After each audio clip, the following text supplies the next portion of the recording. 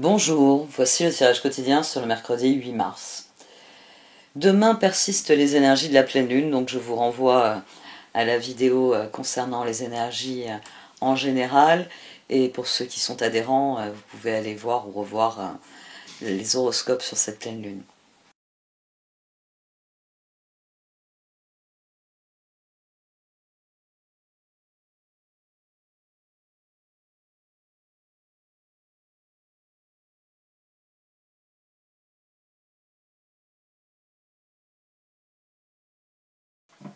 Boisson de la fontaine d'émeraude. Le féminin divin encourage l'éveil et l'émancipation de tous les êtres vivants. Quand un quêteur sincère veut s'en sortir, il reçoit beaucoup d'aide. Il faut donc s'ouvrir pour la recevoir, afin d'avancer et de boire à la fontaine d'émeraude d'amour inconditionnel, située dans le chakra du cœur de Kuan Yin. Permettez-vous d'être nourri de cet amour et du pouvoir offert par la Mère divine. Prière à la fontaine d'émeraude, divine Kuan Yin, déesse vénérée qui m'aime inconditionnellement, je vous offre ma bénédiction et la permission de m'assister de la divine énergie qui œuvre pour mon plus grand bien dans tous les domaines de ma vie. Je bois à la fontaine de votre cœur ce dont mon âme a besoin. Je reçois avec gratitude votre aide aimante inconditionnelle. Om Mani Padme Hum. Magique, bénédiction, transformation, une bénédiction déguisée se profile à l'horizon, gardez l'esprit et le cœur ouverts. Réflexion, souvenez-vous et bénissez, soyez reconnaissant de tous les bons moments dans votre vie. Remerciez les nombreuses bénédictions que vous recevez chaque jour. Vous pouvez vous connecter énergétiquement avec ceux que vous aimez simplement en les ressentant dans votre cœur. La vie est belle. On a eu la reine d'épée qui a inauguré à chaque fois le tirage, parce qu'on est prisonnier de notre réflexion. On est prisonnier de notre réflexion et la bonne attitude, c'est celle que prône la carte magique, la carte boisson de la fontaine d'émeraude, c'est d'ouvrir notre réflexion. On a plusieurs choses intéressantes là, c'est que la reine d'épée est sortie à 2 reprises, le magicien aussi mais en position différente. Le 4 d'épée est sorti à 2 reprises et surtout quand je l'ai retourné ici, je me suis dit c'est le 4 de pentacle et effectivement le 4 d'épée revient sur le 4 de pentacle. Le 5 de coupe qui était au dos de cette position est sorti sous le 5 de bâton.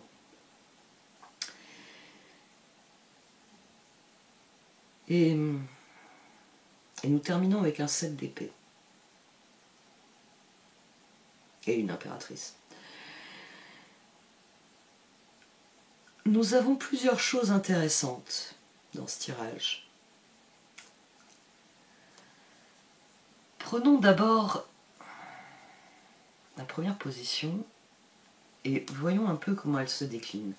On a la reine d'épée, le jugement, le magicien. La reine d'épée est sortie à 2 reprises. C'est notre réflexion demain qui pose problème. Une réflexion qui manque d'ouverture, qui manque de... Le diable, ici c'est un mauvais diable, je l'ai vu d'emblée. En dos on avait le 8 de pentacle. On a quelqu'un, la reine d'épée, le magicien, le diable, on a quelqu'un qui est enfermé dans sa réflexion. On a une réflexion qui tourne en rond. Le 8 de pentacle qui était au dos montre bien qu'on fait des efforts pour trouver des solutions, mais on n'en trouve pas. On n'arrive pas à passer à l'action ici. En plus, c'est dans la ligne matérielle, donc le diable, c'est pour bien dire que cette reine d'épée, quelle que soit la quantité de ressources, d'énergie qu'elle met là-dedans, 8 de pentacle, elle ne parvient pas à passer à l'action, elle ne parvient pas à concrétiser les choses, elle ne parvient pas à trouver son chemin, tout simplement. C'est le jugement ici. Le jugement qui est venu se juxtaposer à 2 reprises au magicien. Alors, c'est très bon parce que le cœur n'est pas enfermé dans cette dynamique. Le cœur, c'est reine d'épée, jugement, magicien. C'est le monde, ici. Mais le 16, le schéma de rupture, on n'arrive pas à le créer. On n'arrive pas à créer un schéma de rupture. Les choses sont très claires dans notre esprit, les choses sont très claires dans notre cœur, mais notre esprit n'arrive pas à concevoir le schéma de rupture. Il va falloir, magique, boisson de la fontaine d'émeraude, il va falloir s'ouvrir réellement, ouvrir notre réflexion, commencer à penser différemment, peut-être tout simplement commencer à se dire que la vie est belle et que la gâcher en tournant en rond, ça ne mène jamais nulle part. Ensuite, on a les 2 positions suivantes et Et le cœur reste dans la lignée, c'est-à-dire que notre réflexion, 4 d'épée, chevalier de bâton, 10 de pentacle. Toute notre réflexion est tournée vers l'avenir. Nous voulons progresser, nous voulons avancer, et je réalise que j'ai un trou, je ne me rappelle plus quelle carte on avait au dos à ce moment-là. Je me rappelle du 5 de pentacle, je me rappelle du 8 de pentacle, je me rappelle du roi de bâton, mais ici j'ai un trou. Et on a une énergie de 4 d'épée qui se juxtapose au 4 de pentacle, et ici on a un 4 de coupe. On a le 5 de coupe, le 4 de coupe et l'impératrice. C'est-à-dire que le cœur, il est prêt à passer à l'action. Il a compris qu'il faut en finir avec ce qui l'empêche d'agir, ce qui l'empêche de semer des graines, de récolter. Et il est prêt à passer à l'action. Il ne veut plus cultiver les regrets, il veut passer à autre chose. Mais concrètement, on va avoir du mal. Parce que 4 de pentacle, page de pentacle, 7 de pentacle. Notre réflexion est enfermée dans le piège de comment je sème des graines. Comment j'arrive à mettre en place ce que je désire, comment j'arrive à concrétiser ce que je veux obtenir. Ici on a 14, on a tempérance. Ici on a le monde, ici on a tempérance. Ici on a le 9 de l'ermite, on a le 7 du char. Mais je viens de me rappeler la carte qu'on avait au dos. On avait le pendu. 5 et 4, 9 et 3, 12, pendu. C'est-à-dire que le cœur n'arrivera pas à l'emporter demain, émotionnellement. Ça sans doute parce qu'il y a un carré à Mars et une opposition à Neptune. Notre cœur a envie d'aller de l'avant, mais entre le carré à Mars qui contrecarre, on va dire, notre champ d'action, émotionnellement on n'est pas aligné sur ce qu'on peut faire, c'est ici. On est en opposition Neptune, donc on est en opposition avec nos idéaux, c'est le 7 d'épée. On a le 5 de bâton, la reine de coupe et le 7 d'épée. Là, cette position, elle vous conseille d'en finir avec cette bataille. 4 d'épée. Demain, il faut que concrètement, demain, votre réflexion va être « je veux agir, je veux agir, je veux agir ». Mais, comme j'ai dit en astrologie, ici, la solution se trouve dans le trigone avec Pluton en Capricorne. Le moment où on réalise que, carré à Mars, il y a des choses que l'on ne peut pas faire, ça reste encore très vrai, hein, même si on est revenu, semble-t-il, à quelque chose de plus fluide, il y a encore des actions qui sont bloquées, il y a encore des évolutions, des progressions concrètes qui sont bloquées. Nos idéaux, n'en parlons pas, hein, ils sont partis à volo, hein, c'est la grande décadence, il n'y a plus d'idéaux. Il y a juste... Moi, j'aimais beaucoup l'esprit sex, drugs and rock and roll. J'ai toujours été très partisane de ce mouvement, de cet état d'esprit. Mais je dois avouer que c'est là que je me rends compte qu'effectivement, je suis quelqu'un d'assez rigide. Il y avait des points sur lesquels, sex, drugs and rock and roll, jusqu'à un certain point.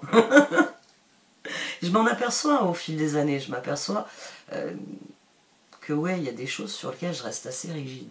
Alors que j'ai toujours eu l'impression d'être très ouverte. Ouais, je suis très ouverte, mais il y a des limites. Il y a des choses que je peux pas accepter. Ici c'est cette frontière-là dont il s'agit. C'est je peux faire des choses, je peux tenter des choses, mais il y a la prise de conscience que ça ne s'aligne pas avec ce que nous sommes vraiment, avec ce que nous voulons vraiment. C'est 7 d'épée sur le 7 de pentacle.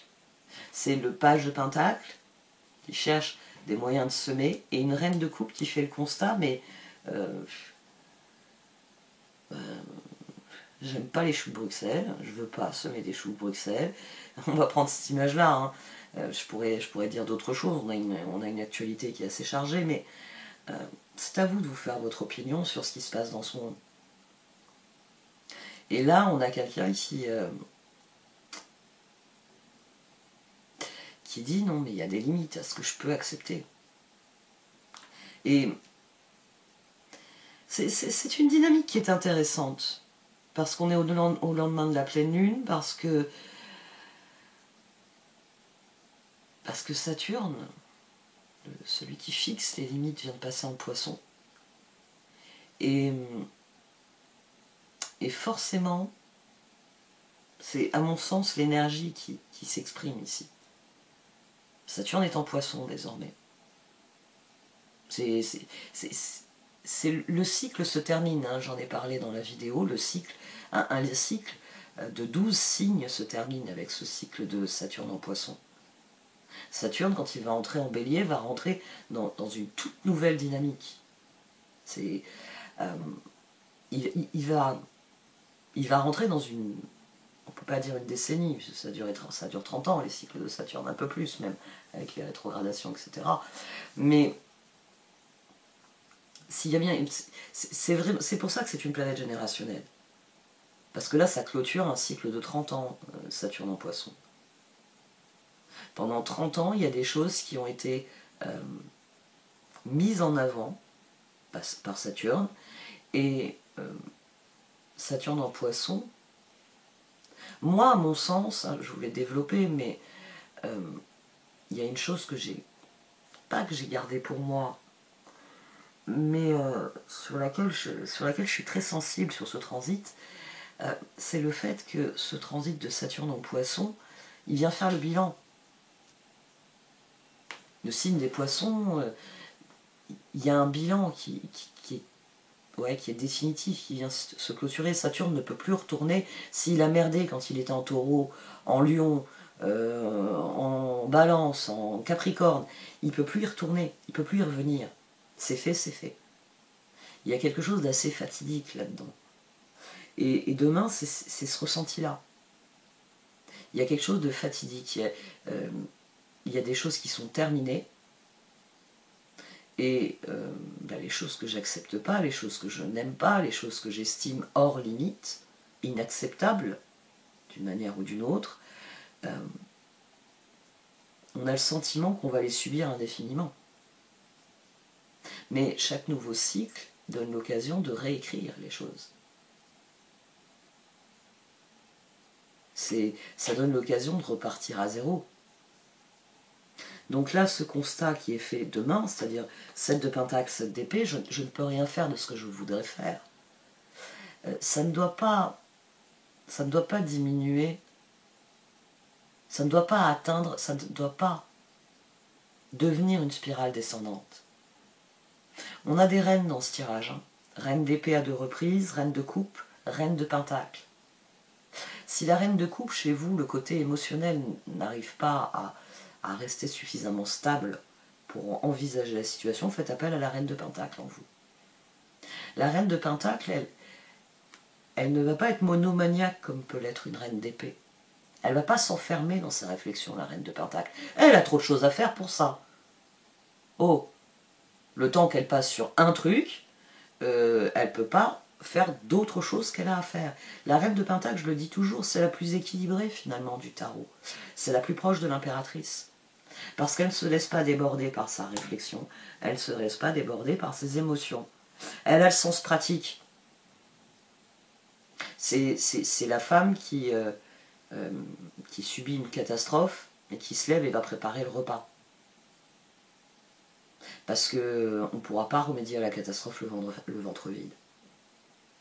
Faites appel à votre bon sens, parce que 4 d'épée, reine de Pentacle, c'est la réflexion ici qui doit évoluer. C'est une réflexion qui doit s'assouplir, c'est une réflexion qui doit faire appel à cette... Alors oui, pour certains, c'est de la croyance magique, mais non, c'est du bon sens. Il faut arrêter de penser que le bon sens, c'est de la croyance magique. Quand je fournis un effort, quand j'apporte quelque chose de positif dans une situation, la situation s'améliore.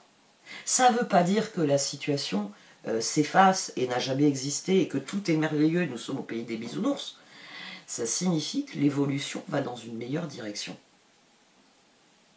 Donc demain, ne vous laissez pas enfermer, le 5 de bâton, hein, dans une réflexion de toute façon, je ne peux jamais rien faire. De toute façon, ça ne porte jamais ses fruits. de toute façon, c'est une catastrophe mondiale et nous n'allons pas y survivre, c'est faux. C'est faux. N'oubliez pas que votre vision du monde est déformée par sa conceptualisation, c'est-à-dire la façon dont on le représente. C'est pour ça que votre vision du monde n'est pas la même que celle de quelqu'un qui habite dans un autre pays. Parce que globalement, on va dire, en France, bon, il y a des différences de conception, forcément, je suis dans le sud, je pense pas pareil que quelqu'un qui est dans le nord, je suis dans une dynamique qui n'est pas forcément celle de quelqu'un qui est dans l'est, et ainsi de suite. Donc déjà, au sein d'un même pays, il y a des disparités dans notre conception du monde. Mais il y a tellement de pays, il y a tellement de disparités dans ce monde. Ne laissez pas votre réflexion s'enfermer. Libérez-la au contraire. C'est toujours le même travail. De quoi suis-je responsable? Qu'est-ce que je peux assumer? Qu'est-ce que je peux faire? Et qu'est-ce que je ne peux pas faire? Ce que je n'ai pas à assumer qui ne relève pas de ma responsabilité. Qu'est-ce que je désire? Qu'est-ce que je veux? Comment l'obtenir? Et qu'est-ce que je ne veux pas? Comment le dégager de ma vie? Comment le changer? Si j'en ai la responsabilité, si je peux l'assumer. À partir du moment où vous commencez à positionner votre réflexion sur ouverture, c'est comment je progresse, comment j'avance, comment je pousse les choses, vous ne resterez pas enfermé longtemps dans ce 7 d'épée. Votre créativité prendra le dessus. Ici, il ne va pas falloir laisser une spirale descendante s'installer. C'est un bilan qui est mitigé après cette pleine lune, je trouve. On va voir aujourd'hui. je m'attaquerai à demain. Allez, je vais arrêter de me prendre la tête et faire les oracles.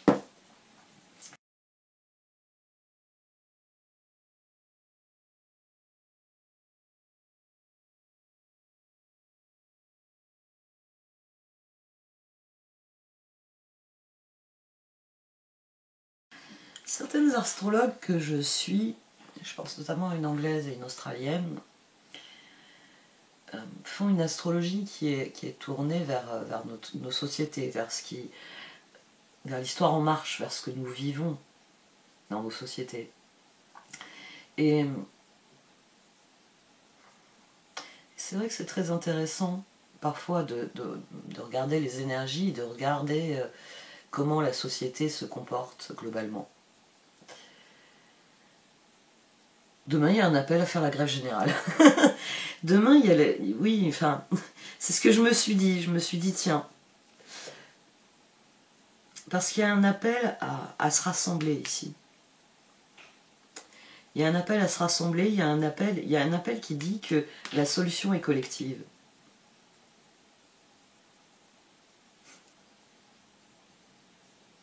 Les solutions collectives, c'est les plus difficiles parce que j'ai déjà parlé du fait que l'équité, le mot a disparu.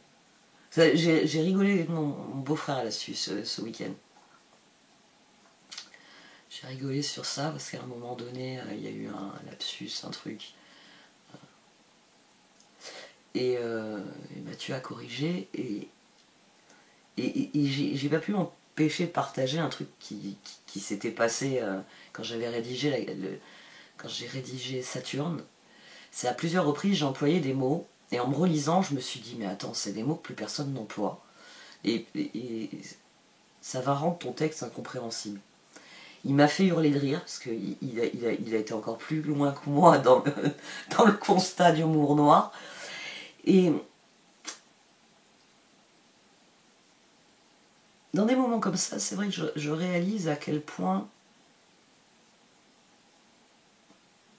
beaucoup de choses se sont perdues. Des notions simples, des notions essentielles, des compréhensions essentielles. Ici, on a deux cartes qui ne devraient pas aller ensemble. On a la carte de Blessed, qui parle de la prise de conscience, du moment où on est prêt à sortir de notre œuf, hein, l'œuf cher à Colette Baron-Reed, parce qu'on a compris que notre bonheur, notre avenir, notre réalisation, notre épanouissement, quel que soit le mot que vous voulez mettre, ne dépend que de nous. C'est ce que je fais qui montre qui je suis et qui me permet de devenir qui je désire être. La fameuse meilleure version de nous-mêmes. Ça fait un moment que tout le monde nous gonfle avec la fameuse meilleure version de nous-mêmes. C'est le moment où on comprend que c'est à nous de faire ce qu'il faut pour devenir cette fameuse meilleure version de nous-mêmes.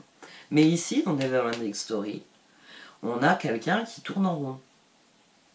Je l'ai dit dans certaines vidéos, on a une société qui a décidé de créer des narcissiques. C'est pour ça hein, qu'il y en a autant. C'est pour ça qu'il y a autant de gens qui sont malheureux dans leurs relations. Parce qu'on a une société qui veut des jouisseurs, qui veut des consommateurs. Ouais. Qui veut des cons, quoi.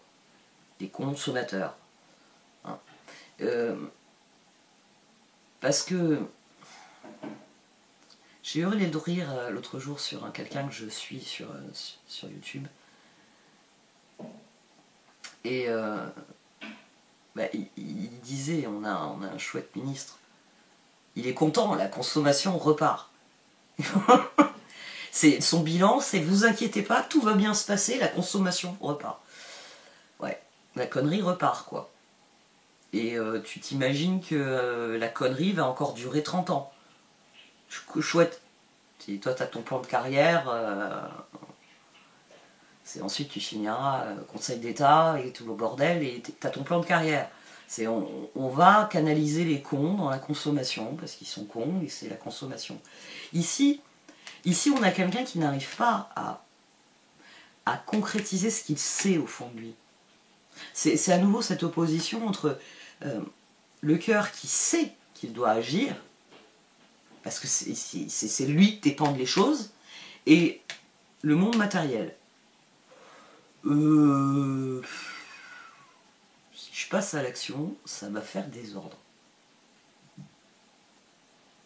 C'est pourtant le moment est venu de se rassembler. Réellement. Le moment est venu de se rassembler et de saisir les occasions de faire ce que l'on veut réellement.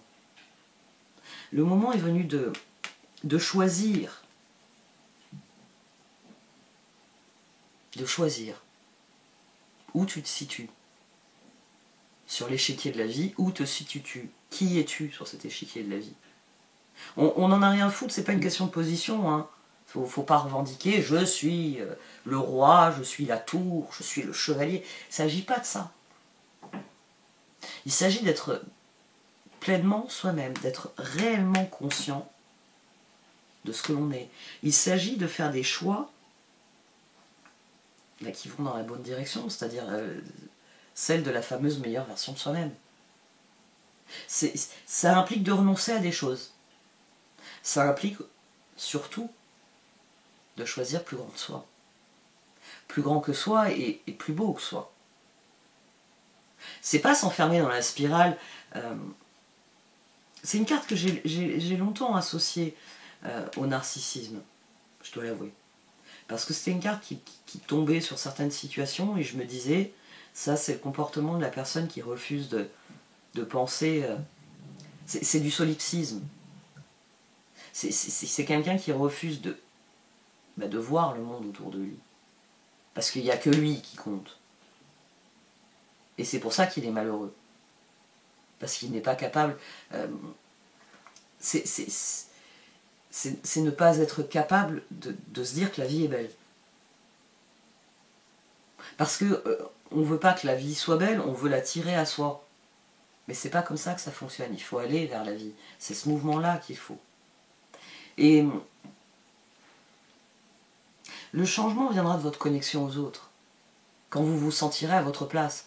Pas seulement de se dire, moi je suis une tour et je dois être à cet endroit-là. Non, être réellement se lever le matin et se dire, j'assume mon rôle dans ma propre vie, et mon rôle dans ma propre vie m'inscrit dans mon environnement.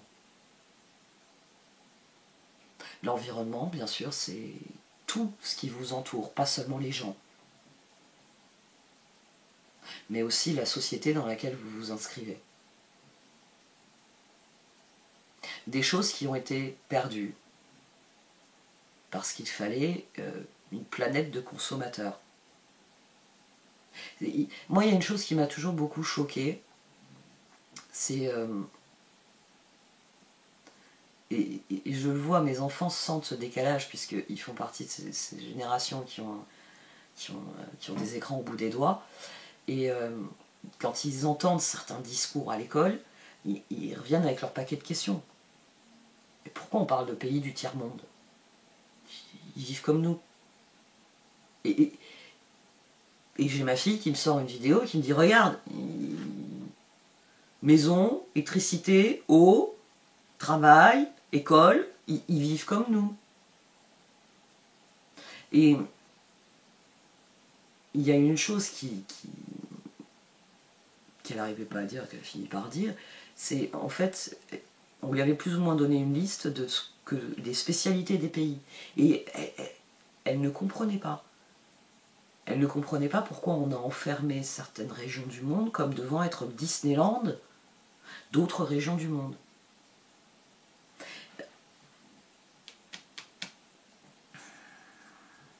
Demain, il s'agit de rétablir un équilibre entre ce que nous sommes et ce que nous vivons. Il ne s'agit pas de s'enfermer dans sa réflexion, je voudrais vivre ça, je ne le vis pas, je vais pleurer sur mon sort. Non. Il s'agit de commencer à se demander où est-ce que tu te situes. Et dès lors, dans quelle direction il faut que tu ailles pour conforter certaines choses que tu vis et pour te détourner des choses dont tu ne veux plus. Et ça c'est l'exercice le plus difficile. Moi, ces derniers mois, alors déjà je suis ensevelie sous un tas de choses, mais je sors assez peu, mais j'ai plus envie de sortir. J'ai mis un point d'honneur à ne pas mettre un pied dans le centre-ville de Nice pendant toute la durée du carnaval. Parce que je sais que ça va me faire partir dans une spirale descendante. Parce que je sais que ce qu'ils appellent carnaval, c'est une pompe à fric débile et qui n'a plus rien de ce qu'était le carnaval de Nice. Je ne veux pas, ne serait-ce que mettre un doigt dans ce truc-là. Donc déjà que je suis partisane d'une déconsommation, d'une décroissance, je ne vais pas aller consommer des choses en rapport avec ce truc-là. Parce que c'est honteux. D'avoir à ce point dévoyé quelque chose qui était important, qui était significatif, qui était un jalon dans la vie des gens, qui était un moment de fête, de plaisir et de partage.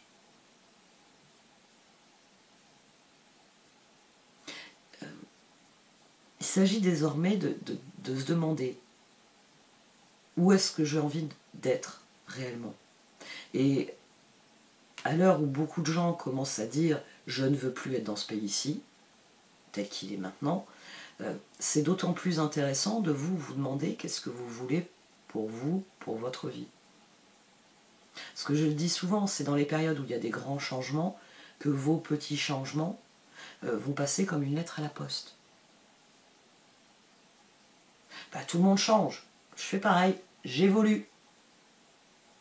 Et c'est pour ça qu'il faut penser en termes de solutions, même si la porte elle est fermée, est-ce qu'il n'y a pas une fenêtre?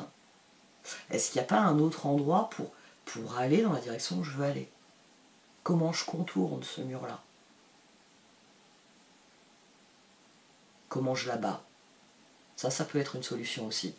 Il arrive un point dans la vie où il faut abattre le mur.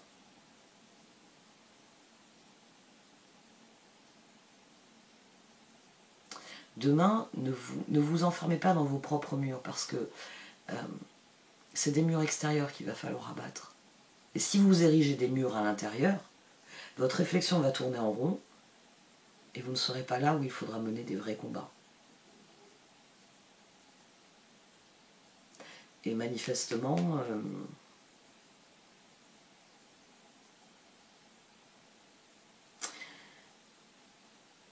quelque part, il ne faut pas se demander ce que vous pouvez faire pour vous demain. Le moment est venu de vous demander ce que vous pouvez faire pour les autres, ou avec les autres. Et ça, je dois avouer que c'est assez intéressant. C'est assez intéressant parce que ça libère l'impératrice, ça libère notre créativité, et nous dépassons le stade de « j'arrive à rien tout seul ». Ben oui, c'est peut-être parce que le moment est venu de faire certaines choses avec certaines personnes.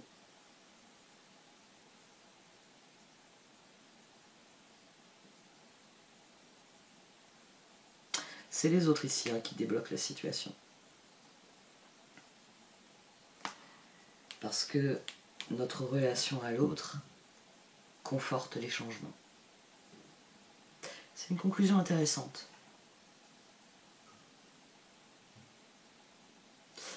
Bon, allez.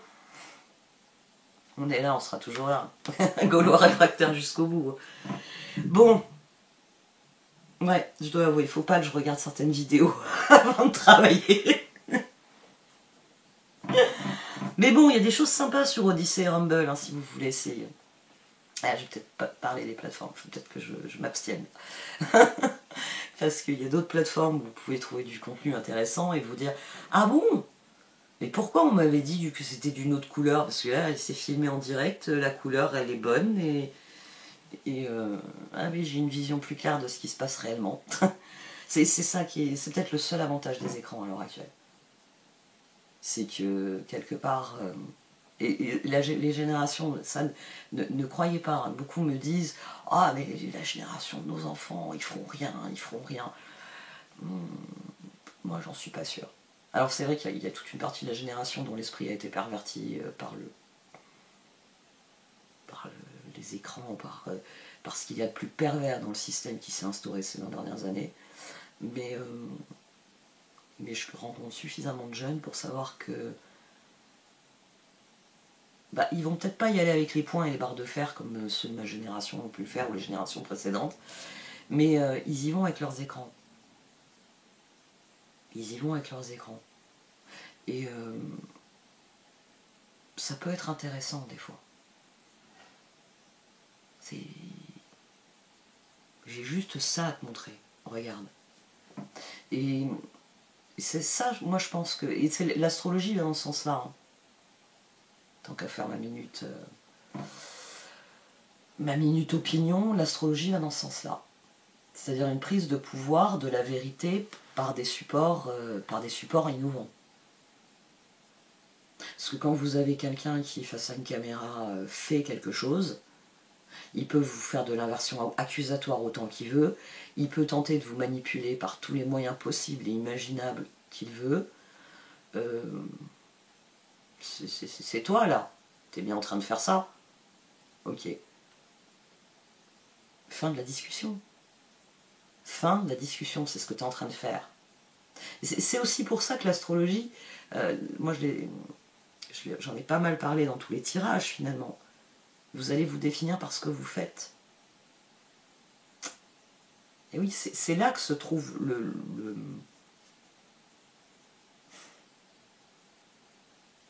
Je cherche un mot qui soit pas anglais. C'est pour ça que des fois je fais des pauses, hein, parce que j'ai des mots qui me viennent plus facilement en anglais.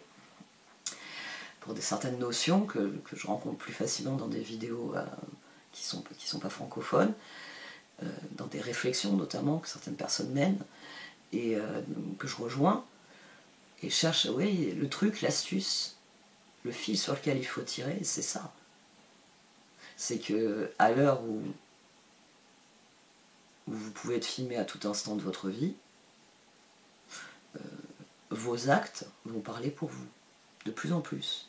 N'oubliez pas que vous êtes les 5 personnes avec qui vous passez le plus de temps, vous êtes les 5 aliments que vous mangez le plus souvent, vous êtes les 5 occupations, les 5 hobbies que vous exercez le plus souvent. On peut le faire pour tout, hein. Les 5 mots que vous employez le plus souvent. Est-ce que c'est espoir? Est-ce que c'est des mots, voilà, est-ce que c'est des mots d'espérance, de soutien, d'amour inconditionnel, en l'occurrence, de compassion, de générosité? Ou est-ce que c'est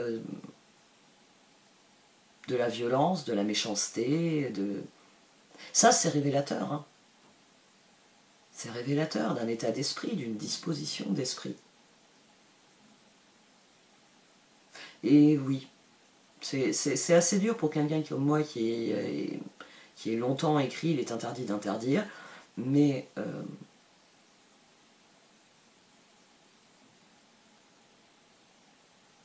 à présent, il va être nécessaire de juger. Et c'est triste, parce que nous n'avons pas forcément exercé notre liberté de manière intelligente, sensée, pondérée. Ne parlons même pas de bien ou mal. C'est fou.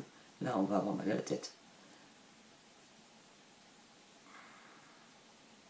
C'est moi qui ai mal à la tête. On est le jour de la pleine lune en Vierge. Je vais poser les cartes, je ne vais plus toucher les cartes de la journée.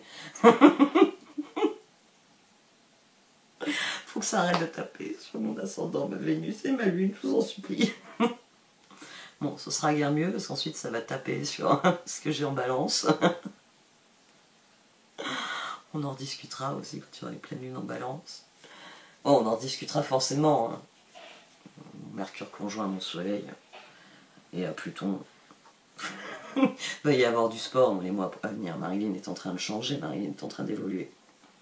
Marilyn parle d'elle à la troisième personne. Bon, ça m'apprendra à avoir repris mes cours de japonais. Bon, j'arrête là. Merci de m'avoir écouté. Vous pouvez liker, commenter ou partager cette vidéo. Au revoir.